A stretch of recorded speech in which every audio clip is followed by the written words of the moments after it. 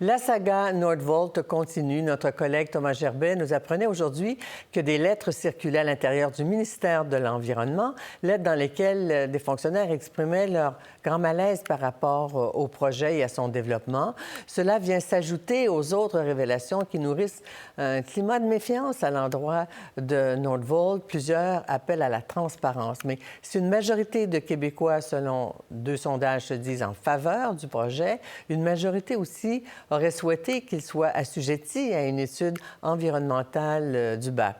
Alors, on a invité le ministre Fitzgibbon, on a invité le ministre Charest, tous les deux ont décliné notre invitation, mais Thomas Gerbet, accompagné de Louis-Gilles Francoeur, était en studio en fin d'après-midi. Louis-Gilles Francoeur, je vous rappelle, c'est un ancien journaliste au Devoir pendant plus de 30 ans, dédié à la cause de l'environnement. Il a été aussi pendant 5 ans vice-président du BAP. On les écoute. Louis-Gilles Francoeur et Thomas Gerbet, bonsoir. Bienvenue à 24/60. Thomas, un nouvel article aujourd'hui révélant de nouvelles informations, notamment une lettre d'un fonctionnaire qui exprime son malaise. Vous avez mis la main sur cette lettre. Qu'est-ce que ce fonctionnaire évoque? Ce fonctionnaire, c'est un coordonnateur des analystes du ministère de l'Environnement dans une région, le Bas-Saint-Laurent. Donc, il fait le même travail que ceux qui ont analysé le projet de Nordvolt. Et lui, il a l'impression qu'il y a une commande politique dans ce dossier. Il n'a pas de preuves à amener, mais il soulève certains éléments qu'il juge inhabituels dans le traitement du dossier de Nordvolt. Il donne 2 exemples. On a autorisé le remblayage des milieux humides, donc sur ce fameux terrain-là, mais on n'a pas encore autorisé le projet d'usine qui va venir s'installer sur ce terrain-là. Donc lui, il dit que c'est inhabituel. Que se passerait-il si on refusait l'usine? On a déjà commencé à détruire les milieux humides. L'autre élément, c'est qu'il n'y a pas encore... Nordvolt ne nous a pas donné quand et comment ils vont compenser les milieux humides qu'ils ont détruits. Il y a une promesse qui est faite de les compenser. C'est quoi, 4 millions? Alors, il y a de l'argent qui va être donné, oui, mais il y a aussi une compensation en termes de territoire. Donc, ils doivent soit créer, compenser des milieux humides ailleurs. Mais pour l'instant, Nordvolt promet de le faire, de donner un plan d'ici 36 mois. Selon ce fonctionnaire-là, c'est inhabituel de se baser sur une promesse pour donner un feu vert. Est-ce que c'est lui qui révèle aussi, il nous rapporte que le ministre de l'Environnement était d'accord, était enthousiaste face à ce projet avant même qu'il ne soit autorisé? Alors, ce qu'on a appris, effectivement, c'est qu'à l'intérieur du ministère, il y a un certain malaise parce que pendant que les fonctionnaires étaient en train de travailler sur cette analyse-là, le ministre avait déclaré que c'était un beau projet qu'il souhaitait voir approuvé le plus rapidement possible. Donc, selon certains fonctionnaires, il y a des préoccupations sur une certaine pression, directe ou indirecte, qui aurait pu être donnée. Mais le ministre a dit aujourd'hui qu'il n'y a aucune pression qui a été mise sur les fonctionnaires. Et puis, une sous-ministre qui intervient, qui réagit, qui, elle, est très mécontente et semble dénoncer une tempête médiatique au cours d'une rencontre. Voilà, donc à la suite de ces lettres et de ces préoccupations qui ont été soulevées, le ministère a convoqué une rencontre avec tous ces analystes au Québec, les évaluateurs, les gens qui travaillent dans le domaine de la faune, pour parler de ce qu'ils appellent une tempête médiatique injuste.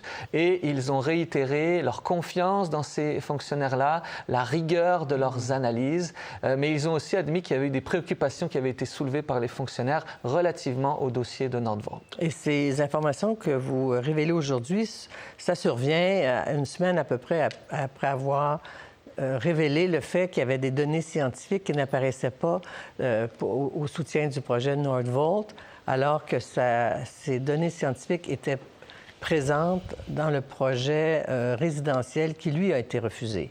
Voilà, donc la même analyste principale qui a recommandé d'autoriser le projet de Nordvolt avait recommandé de refuser un projet résidentiel sur ce terrain-là. Il y a des justifications scientifiques qui avaient permis de conclure que ce n'était pas recommandable et ces justifications-là, on ne les retrouvait plus dans l'analyse de Nordvolt. Ce dont on parle en ce moment, c'est qu'il n'y a rien d'illégal, mais ça crée un malaise, ça crée au niveau du processus de ce projet-là, de l'adaptation, tout le monde dit que ça manque de transparence.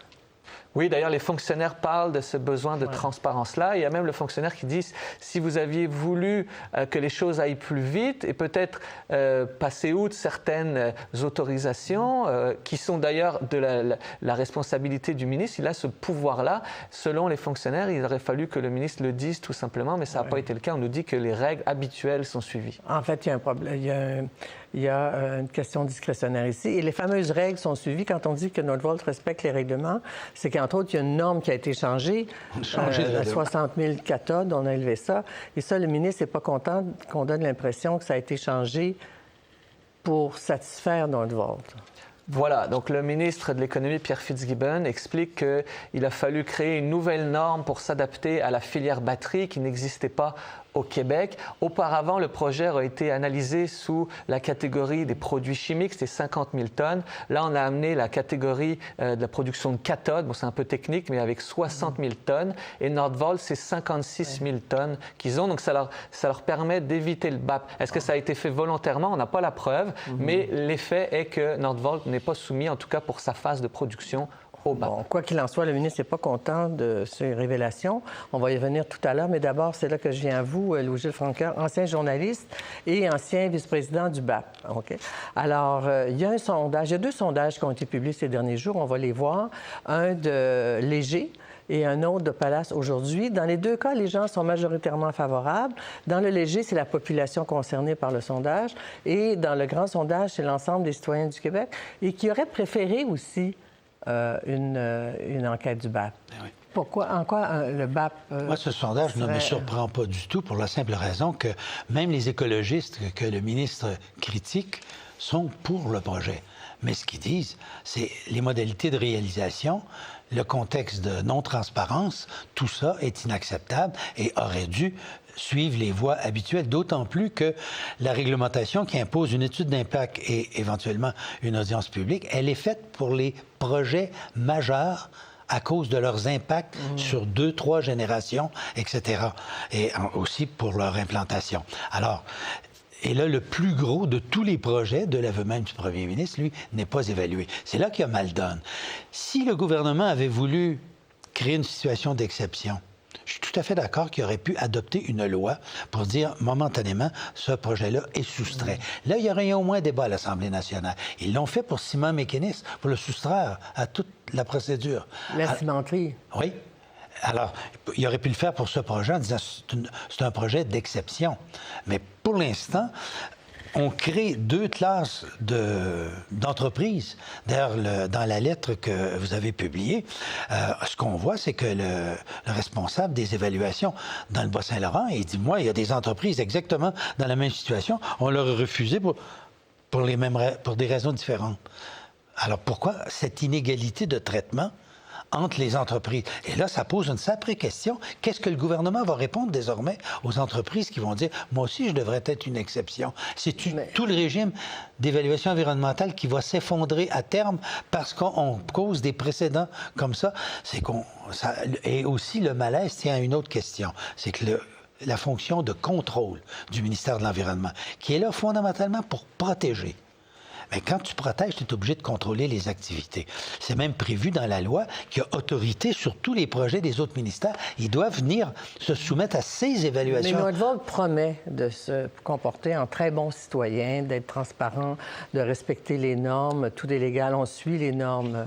Mais des déclarations de bonne foi, tous les promoteurs en font dans toutes les audiences que j'ai présidées ou que j'ai couvertes comme journaliste. Puis quand on arrive à la fin de l'audience, on a généralement un portrait fort différent et des recommandations qui complètent généralement beaucoup le projet. Est-ce qu'il y a comme 2 étapes? En ce moment, le Nordvolt n'a pas à se soumettre à un BAP, mais éventuellement pour l'usine, est-ce qu'il aura à se soumettre à une évaluation? Non, en fait, le BAP, ça sera pour la partie recyclage. Donc, c'est la 2e phase du projet. Mais pour la production, donc pour l'usine, c'est une simple analyse d'autorisation qui est en cours en ce moment. Donc, qu'est-ce qui pourrait arriver après cette analyse d'autorisation? Ça pourrait bloquer encore? C'est impensable parce que comment voulez-vous dire qu'un projet n'est pas justifié, un projet de recyclage, quand vous avez une usine à côté qui produit? Alors, on vient d'escamoter l'évaluation environnementale. Parce qu'il y aura un BAP à cette étape-là. Oui, il y aura un BAP à cette étape-là, possiblement. Mais le BAP évalue d'abord pas la faisabilité, la justification du projet. Est-ce qu'il y a une raison d'être? Ça va sauter. L'usine est à côté. Tu ne peux pas dire qu'il n'y a pas de raison d'être. Donc, on vient d'escamoter une partie du mandat d'un BAP normal. Il va rester à décider où est-ce qu'on passe le balai. Mais l'enjeu actuellement, c'est complètement l'inquiétude. Secondaire. C'est toute la protection des milieux humides puis la compensation qu'on fait. C'est ça la grande inquiétude qui aurait justifié un BAP. Vous auriez étudié ça dans un BAP? La population l'aurait demandé, ça c'est certain. Et c'est le privilège de la population de le demander quand le gouvernement suit la procédure. Mais là, il ne l'a pas suivi. Mais ça aurait retardé le projet de beaucoup, j'imagine. 15 mois? Ça, les gens disent des 15 mois. Moi, je suis convaincu que Québec aurait pu faire une exception sur les modalités de réalisation de l'étude d'impact. Au lieu de dire, vous allez faire une grande étude encyclopédique assez standard, vous allez vous centrer sur des enjeux très précis, puis on vous donne 4 mois pour les faire. Puis on va tenir l'audience, c'est 3 mois. Et on aurait été capable de faire à ce moment-là une consultation publique, mais avec les pouvoirs d'enquête du BAP, qui sont issus de la loi. Il y en a d'autres qui demandent une enquête générique du BAP sur la filière batterie dans son ensemble. Ça aussi, ça fait partie de Je pense, moi, que j'ai entendu plutôt parler d'une enquête générique sur tout le dossier de la transition énergétique, incluant les barrages, les mines et les batteries. Effectivement, il y a d'autres projets de la filière batterie qui ne sont pas non plus soumis à l'examen du BAP. On peut penser à des projets du côté de Bécancour. Il faut comprendre aussi qu'il y a vraiment une urgence, selon Nordvolt, de produire rapidement. Ils ont des clients qui attendent des livraisons pour l'été 2026. Donc, il y a cet enjeu-là qui est à prendre en compte aussi pour le gouvernement. Très bien. Alors, Louis-Gilles, vous avez été combien d'années au devoir comme journaliste dédié à l'environnement? 30 ans. 30 ans, puis 5 ans au BAP. Ça vous donne une petite expertise, n'est-ce pas? Alors, on va écouter le ministre qui en a remis un petit peu là, sur la couverture journalistique hier. On l'écoute. Les gens qui veulent inventer des histoires devraient écrire des romans.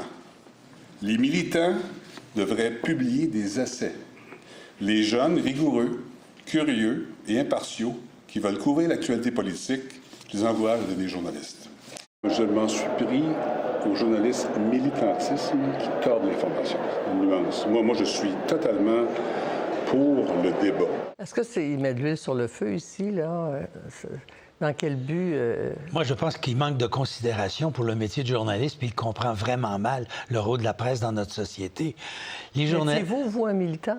Moi, je n'étais pas un militant. J'étais un militant professionnel, c'est-à-dire que je me disais, il faut que toute la vérité sur un dossier soit sur la table pour que le public ait un choix à faire.